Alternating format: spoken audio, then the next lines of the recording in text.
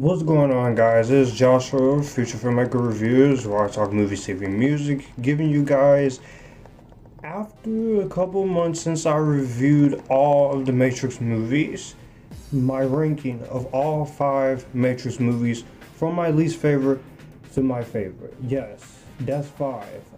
That means The Matrix from 1999, Reloaded and Revolutions from 2003, both simultaneously, Matrix Resurrections from last year, and as well as 2003, The Animatrix. So, with that being said, this is going to be a fun ranking. I am a big fan of this franchise. Some of them I like more than others, but I overall enjoy all 5 of them from the different reasons. So with that being said, if you are a fan of this franchise, be sure to drop your ranking in the comment section down below. I've reviewed all of the Matrix stuff here, so I will have a few more Matrix-y type stuff coming, so be on the lookout for that. With that being said, this is going to be a very interesting ranking. This is going to be a controversial ranking at best. There are some things that will surprise you, and if you have been following me or this channel, you know where this is gonna go. But for most of you newcomers out there, let's do this. Be sure to like, comment, and share. Hit the subscribe button and notification bell so you won't get notified when any more videos pop up. With that being said, let's get started.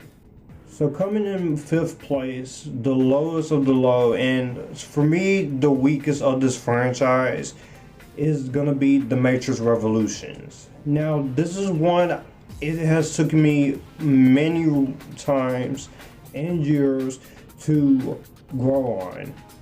But with every rewatch, I've grown to appreciate this movie a lot more than most people. And I do plan to do a video of movies that I've grown to appreciate more. The reason why Matrix Revolutions is at number 5. Despite this being the weakest of the trilogy, the main things that just hold this one back for me is the first 20 minutes or so where that Neo is stuck in the train station. It is a little slow. It does take a while for it to get going. I think some of the symbolism in this movie is way too much. It's not as bad as other movies that have a symbolism, but it is a little distracting in some spots. There is about a few minutes of this movie where you could add a little bit extra, or you could tighten it up to where you could have the Battle of Zion and what Neo Trinity is doing at the same time. And I've said this before, I'll say it again, I am not a fan of the death of Trinity in this movie. I don't think it was necessary for them to go that route. I felt like they should have kept her alive or done something else with that. But with that being said, there is a lot of things I can enjoy in Matrix Revolutions. I like the final battle between Zion and the machines. It's all CGI, of course, but it's a very fun moment. You have some flying moments with Neo, Niobe, Trinity, and Morpheus. The elevator Hell Club sequence is a lot of fun, especially with the music that goes on. I like a lot of the performances in here. The way the Wachowskis want to be ambitious and wrap up this original trilogy, I think is very ambitious. With Neo having to make the sacrifice and give in to Agent Smith in order to destroy him and the entire Smith clone completely. The final battle between Neo and Agent Smith, that is a kick-ass hell of a battle with the rain and them flying in the air. It is definitely a Man of Steel and Dragon Ball Z anime type of moment, and that is about as close as to Dragon Ball Z as you ever gonna get. Hugo Weaving is hamming it up. I didn't need to see the scene with him laughing over the top, but I think it's very good. The Oracle is not Gloria Foster, but I can move past it. There's a lot of things I can enjoy about this, and I do think this deserves a lot more credit than what it gets. It's heavily flawed, but I can enjoy it. Coming in 4th place is going to be The Matrix Resurrections. I wanted to sit on this, and I wanted to watch this for a second time before I did this ranking. And having watched this twice, and a third time, I still enjoy Matrix Resurrections to a certain extent. It's the one Matrix movie I still need to own physically with the rest of them. However, there are issues I still have with this. I don't think the Bugs character, despite Jessica Henwick's good performance, is all that interesting. I do feel like they were a little bit too meta and try to be a little bit too comedic with the meta-ness here. I do miss Hugo Weaving and Laurence Fishburne as Smith and Morpheus. Not that Johnathan Groff and Yayha Abdul Mateen II were bad. I just feel like that you could have had Laurence Fishburne as an older Morpheus and somehow get Hugo Weaving into this. He was able to work out schedule conflicts. And I will say it is a little too slow pace. But the good outweighs the bad here. I like some of the performances.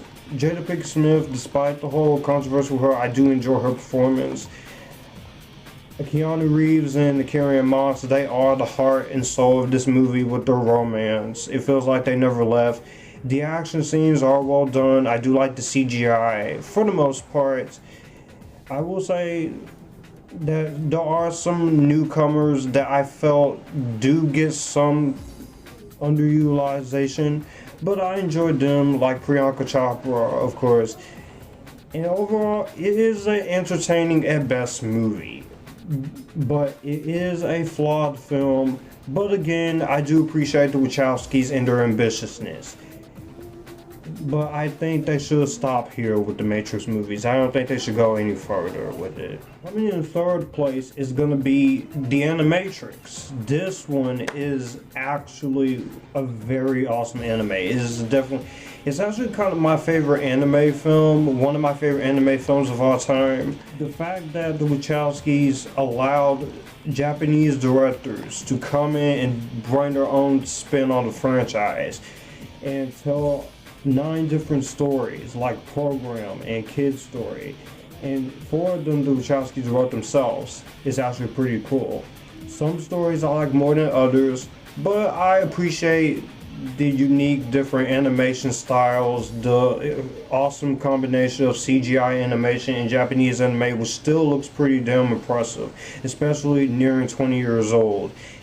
In one more year. The voice acting is really good. I like they got Keanu Reeves and Carrie-Anne Moss, Clayton Watson, and a lot of voice actors come in and do this.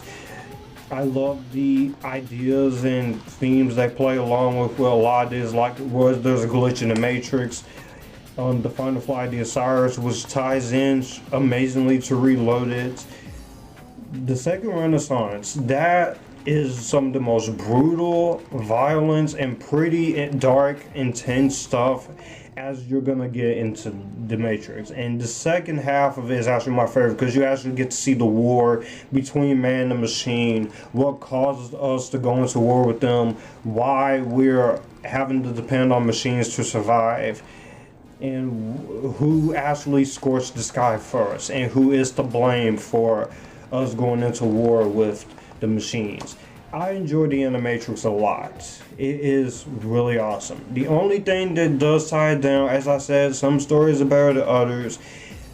It gets a little too weird with the last story, and a few of these stories are a little bit too short, but for an under an hour and 40 minutes anime series of shorts, I have a lot of fun every time I rewatch this one. Coming in second place is actually going to be the original Matrix. This was a game changer when it came out. I love a lot of the things that they go for here. This is an awesome film. I have a lot of fun with it every time I rewatch it. I have ever since I first saw it on cable. The effects still holds up. The perfect balance between action and the philosophical elements are very good. There's some great surprise factor. You have a great introductory for our character of Neo, played by Keanu Reeves. Laurence Fishburne and Carrie-Anne Moss are equally just as great. I really enjoy Tank and his brother. The other characters like Moose and Switch and APOC, I think while they are kind of weakest, they do get their fun moments for the screen time they get. Hugo Weaving is awesome here. He's very intimidating. A lot of iconic scenes, the opening with Trinity, the interrogation scene where they sew Neil's mouth shut, him waking up and seeing that the horrors of what's become the real world and him being reborn, the kung fu sessions, the choreography, them busting out in the building to break Morpheus out from Smith, all the way up to the final fight with him and Smith. I do enjoy a lot about this movie. The perfect writing, direction, the character development is great, the music is great, the effects are awesome, the soundtrack is wowza, and there are still a lot of things every time I rewatch you pick up on, and a lot of creative, clever twists in there, especially in the 45 minutes when you find out what really happened and you find out that the Matrix is not a real. I enjoy the Matrix. This movie still holds up, and happy 23 years to this amazing film. I am late to the party on that. But my number one favorite Matrix movie is going to be The Matrix Reloaded. This is in my top 100 favorite movies of all time. This is one of my favorite movie sequels of all time, one of my favorite action movies of all time, along with the entire trilogy. Matrix Reloaded, I think, is a very ambitious and very underappreciated sequel to The Matrix that I think is kind of wronged a little bit. It definitely does have its slow spots. It does take a while for them to get to the action scenes. There is some CGI that doesn't really hold up anymore, which I can kind of forgive because it was 2003. The architect scene, while it is definitely expository, I do think it's a fascinating scene. I know some people have their issues when it comes to the Neo Trinity love scene, but it doesn't not really a problem with me, as it's a way to see the relationship kind of grow.